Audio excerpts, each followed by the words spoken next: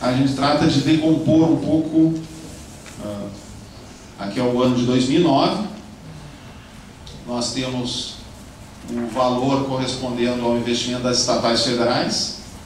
Agora, em vez de percentual do PIB, nós temos em valores reais. Foram 59,6 bilhões de reais investidos pelas estatais no ano de 2009 no país. Isso é uma coisa importante para distinguir, porque existem investimentos, por exemplo, da Petrobras no exterior.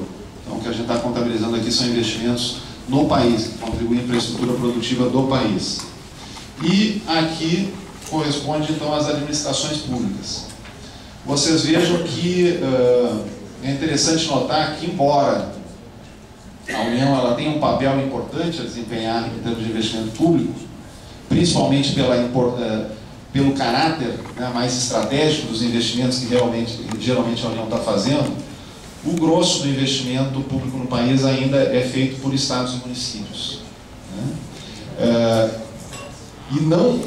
E vejam que eu separei essas duas partes, porque ora a gente pode considerar que o investimento da União corresponde à soma desses dois, ou seja, o gasto propriamente dito, quem está financiando o investimento, 33 bilhões é a União e 44 bilhões os estados e municípios. Só que esses 13 bilhões aqui são recursos federais, mas executados por estados e municípios. Tá? São convênios, são transferências de capital que a União realiza para estados e municípios. Então, se a gente considera isso, a gente vê que a dependência que se tem lá na ponta, né, em termos de realização efetiva do investimento, é a dos estados e municípios. Inclusive, daí, do ponto de vista de todas aquelas dificuldades administrativas, burocráticas, que se vê por que o investimento público não avança, né? Em parte você tem que resolver elas nesse âmbito aqui, né? Principalmente nesse âmbito aqui do relacionamento, quando você tem governo federal, um ministério liberando recursos, Caixa Econômica Federal fazendo a medição lá da obra e quem está efetivamente executando ela na ponta sendo um município. Aqui a gente faz uma decomposição setorial do investimento. Primeiro vou mostrar o investimento do governo federal e depois o das estatais. Tá? A gente vê que a expansão dos investimentos se dá principalmente na área de infraestrutura, né, com predominância da área de transportes e a área urbana. Né? Falo em termos não só o peso que elas têm no conjunto do investimento, tá? O investimento total aqui sendo... Alguém pode só se perguntar que antes eu tinha me referido a 33 bilhões. Aqui a gente tem 32 bilhões porque aqui a gente está considerando o critério de caixa, tá? Por só pagamento.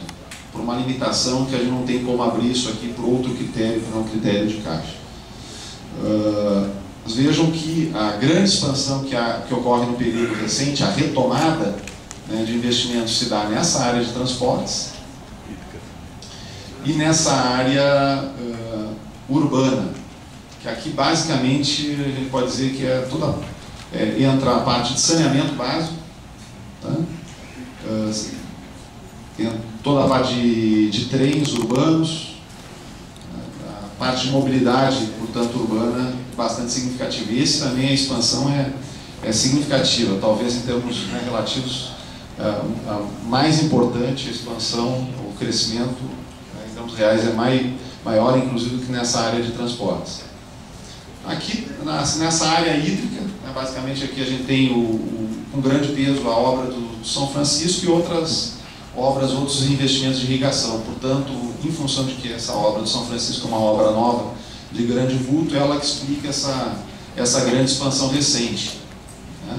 Mas vejam que isso aqui é um programa que começou como eu citei aqui o caso do São Francisco, um programa que começou a se germinar lá em 2004, 2005, mas a coisa realmente só começa a acontecer em 2008. Muita coisa disso aqui de resto a pagar.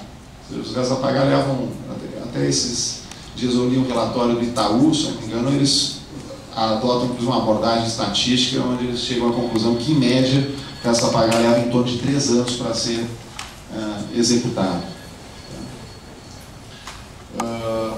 A infraestrutura social aqui, ela cresce também em relação a esse poço, né, esse vale aqui, como Denise mencionou em termos de investimento público, foi o ano de 2003, 2004, mas se a gente for comparar esse período pré-ajuste fiscal draconiano, ele está mais ou menos no mesmo patamar, ou seja, a infraestrutura social não é o que mais tem se expandido. Isso aqui basicamente então seria saúde, investimento para máquinas e equipamentos, né, de hospitais, a construção de escolas, de universidades e educação, porque a gente está falando da esfera federal, basicamente universidade, e em segurança pública, um pouco. Por outro lado, a gente vê o peso que tem considerável em termos de investimento público ainda de defesa nacional. E a gente teria aqui outros elementos que não são classificados, que aqui inclui desde obras de tribunais, até gastos com parte administrativa, aquisição de equipamentos, de informática pela administração pública. Por que a gente, digamos, seleciona isso? Porque, evidentemente, para aquele efeito de curto prazo que a gente falou, o efeito contracíclico de curto prazo, ou um efeito de estabilização da economia, não faz diferença se eu estou investindo em transporte, infraestrutura econômica, social, ou se eu literalmente estou torrando aqui dinheiro para fazer prédio público. Né?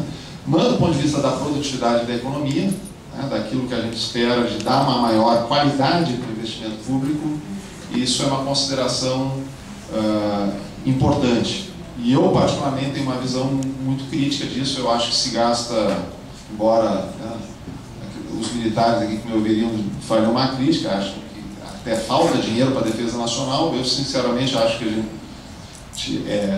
eu acho que dentro das prioridades que o Brasil precisa encarar, dentro dos desafios, eu não diria que exatamente essa é uma das prioridades, com todos os problemas. Não é uma coisa simples, isso é questão de fronteiras, etc. e tal. Mas eu acho que, como na economia sempre é uma questão de escolhas, você tem recursos muitas vezes limitados, não que essa limitação seja absoluta, mas eu acho que dentro dessas escolhas eu sempre elegeria outras prioridades. E o principal problema aqui, né, onde você teve, quem vai em Brasília vê o que é a proliferação de prédios públicos dos tribunais, e não só em Brasília, eu acho que no resto do país, né, a Justiça do Trabalho, essa coisa toda, e obviamente para todo mundo sempre tudo tem justificativa, porque precisa de condições de trabalho, aquela coisa toda, mas mais uma vez dizendo, eu acho que é preciso haver prioridades, né? E se eu tiver que escolher, eu prefiro construir uma escola, né, construir um posto de saúde, a oferecer gabinetes, né, luxuosos para procuradores da República e para ministros de tribunais superiores.